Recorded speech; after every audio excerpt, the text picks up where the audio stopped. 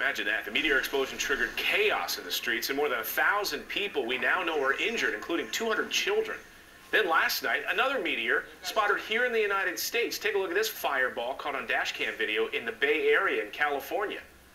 So what is going on, and why are we seeing all these meteors suddenly? Here with some answers is Project's editor for Popular Science magazine, Dave Mosher. Dave, nice to see you this morning. Nice to see you. Are we seeing more of these as a result of maybe camera phones, smartphones, or are we seeing a spike in the number of meteors hitting the Earth lately?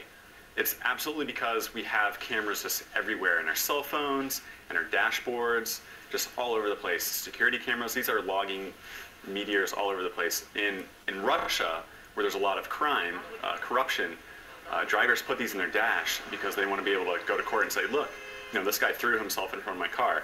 So they have a very prolific amount of cameras in their dashboards. And yet, though, this one in Russia seemed not unprecedented. We know there's a long history of giant meteors hitting Earth, but this seemed, at least in recent memory, to be larger than anything we've seen, right?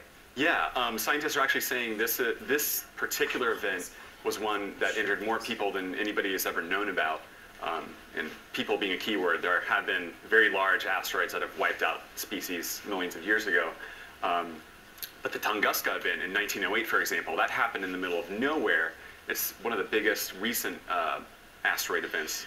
Yeah, maybe we'll get some pictures of that a little bit later in the show, because we're going to talk about this throughout the show this morning. That Tunguska blast in 1908 happened in a very, pretty close proximity to what happened in Russia the other day in Siberia.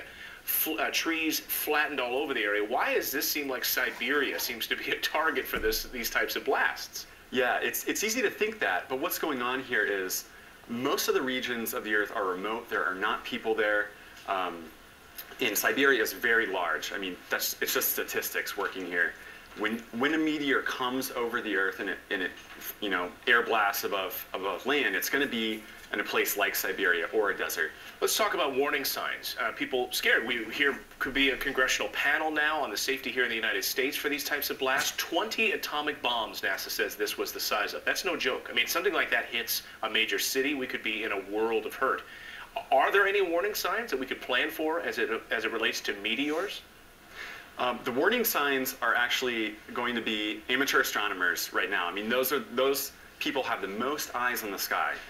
Even NASA is looking at the skies, but in terms of sheer numbers, there are lots of people out in their backyards with telescopes looking up at the sky, and the asteroid that missed us, in fact, was discovered by an amateur. I knew that science nerds like myself could actually one day save the world.